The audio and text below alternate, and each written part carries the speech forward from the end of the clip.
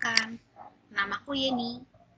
Kali ini kita mau belajar sama-sama tentang materi tematik yang ada di tema 9 di kelas 5 tentang benda tunggal dan campuran. Tapi sebelum kita mempelajari tentang apa itu benda tunggal dan apa itu benda campuran, adik-adik harus mengerti dahulu tentang materi. Apa itu materi?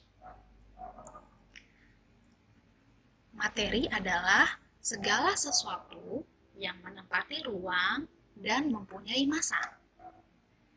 Jika adik-adik melihat ada suatu benda yang mempunyai massa dan dapat menempati ruang, maka benda yang adik-adik lihat itu termasuk ke dalam materi. Materi bisa berwujud benda cair, bisa berwujud benda padat, bisa berwujud benda gas. Karena itu adik-adik, segala sesuatu yang kita lihat, yang ada di sekitar kita, itu termasuk ke dalam materi adik-adik. Contohnya,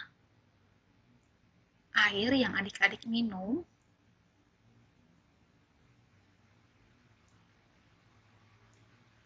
minyak yang biasa digunakan ibu kita, atau pasir. Ini termasuk contoh-contoh dari materi adik-adik. Lalu bagaimana dengan udara yang kita hirup? Apakah udara yang kita hirup termasuk ke dalam materi? Iya benar adik-adik, udara yang kita hirup termasuk ke dalam materi. Karena udara dapat menempati ruang dan juga mempunyai massa. Di dalam materi terdapat zat-zat penyusun adik-adik. Nah, berdasarkan komposisi zat-zat penyusunnya, materi dapat dibedakan menjadi dua. Ini yang akan kita pelajari adik-adik. Zat tunggal dan campuran. Tapi kita lihat dahulu ya penggolongan yang ada di dalam materi. Untuk lebih jelasnya, kita lihat penggolongan materi di dalam bagan ini ya adik-adik. Nah, seperti yang barusan kita pelajari, berdasarkan zat penyusunnya, materi dibedakan menjadi dua. Ada yang zat tunggal, ada yang campuran. Zat tunggal ini nanti dibedakan lagi menjadi dua. Ada yang berupa unsur, ada yang berupa senyawa. Lalu unsur juga dibedakan menjadi dua. Ada unsur yang berupa logam, ada unsur non-logam. Untuk campuran, campuran dibedakan menjadi dua. Ada campuran yang bersifat homogen, ada campuran yang bersifat heterogen. Mari kita pelajari satu-satu ya adik-adik.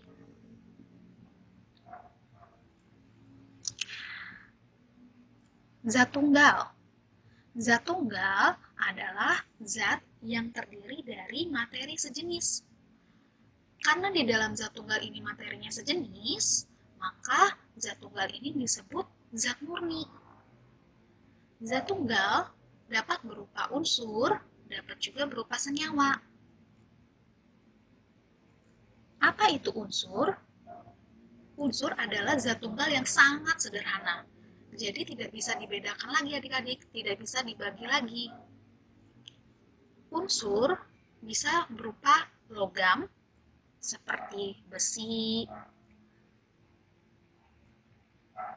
emas,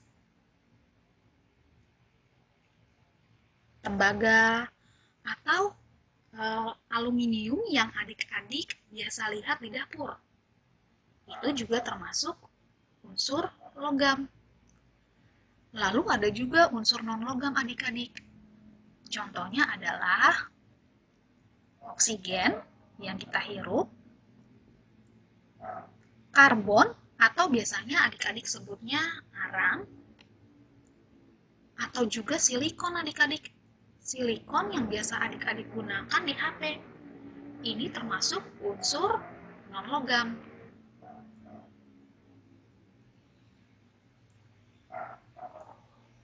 Kemudian, apa itu senyawa? Nah, kalau senyawa, ini lebih kompleks sedikit lagi adik-adik. Senyawa adalah zat tunggal yang terdiri dari beberapa unsur. Contohnya, adik-adik pasti sudah mengenalnya. Minyak. Minyak. Di dalam minyak ini ada 3 unsur adik-adik. Ada unsur karbon, ada unsur oksigen, ada juga unsur hidrogen. Kemudian contoh lainnya adalah gula. Gula ini termasuk ke dalam senyawa. Kenapa? Karena di dalam gula, adik-adik, ada 3 unsur. Sama seperti minyak. Ada unsur karbon, ada unsur hidrogen, ada juga unsur oksigen. Jadi gula termasuk ke dalam senyawa. Contoh lainnya adalah air. Air biasanya adik-adik sudah kenal namanya H2O. Nah, artinya di dalam air ini terdapat unsur hidrogen dan oksigen. Air termasuk ke dalam senyawa ya, adik-adik.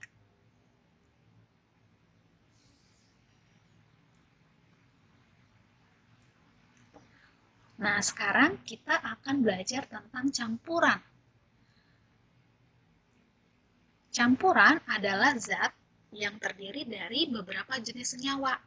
Berarti campuran ini lebih kompleks lagi, agak lebih rumit lagi adik-adik. Campuran itu dibagi menjadi 2. Ada campuran yang bersifat homogen, ada campuran yang bersifat heterogen.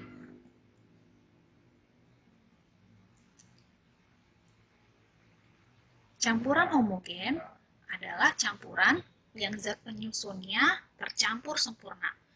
Artinya adik-adik, kalau adik-adik melihat ada suatu campuran, kemudian di dalam campuran yang adik-adik lihat itu, adik-adik tidak bisa membedakannya lagi. Apa sih zat-zat yang ada di dalamnya? Nah, kalau begitu, maka campuran yang adik-adik lihat itu termasuk ke dalam homogen. Misalnya, campuran antara air dengan gula. Ini termasuk campuran homogen. Kenapa? Coba kita lihat ya dalam videonya.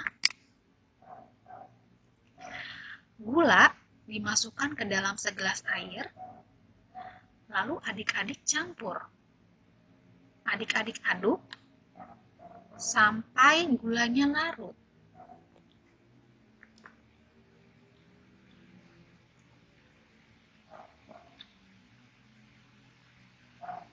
Nah, ketika gula sudah larut, apakah adik-adik bisa melihat butiran gula yang tadi adik-adik masukkan ke dalam air? Tidak, bukan? Adik-adik sudah tidak bisa melihatnya. Karena itu, adik-adik, campuran antara air dengan gula termasuk ke dalam campuran homogen. Lalu, bagaimana dengan campuran heterogen? Campuran heterogen adalah campuran yang zat penyusunnya tidak tercampur sempurna. Artinya adik-adik bisa melihat zat-zat apa sih yang ada di dalam campuran ini. Contohnya adalah campuran antara air dengan minyak. Kenapa termasuk campuran heterogen? Kita lihat sama-sama ya adik-adik di dalam video ini.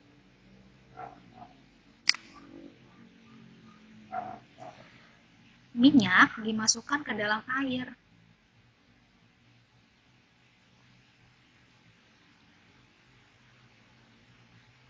Nah, apakah minyak dapat larut di dalam air?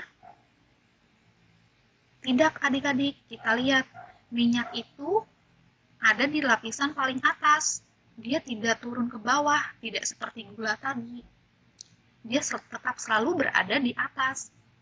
Kalaupun adik-adik aduk, minyak ini tetap berada di atas, tidak tercampur dengan air. Maka, campuran antara air dengan minyak termasuk ke dalam campuran heterogen.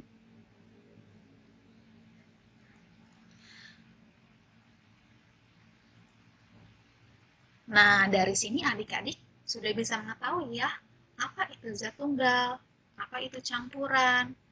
Adik-adik bisa melihat dari benda-benda di sekitar kita, dari keadaan di sekitar kita, manakah yang termasuk campuran, manakah yang termasuk zat tunggal, adik-adik sudah paham. Sampai sekian dulu ya video kali ini.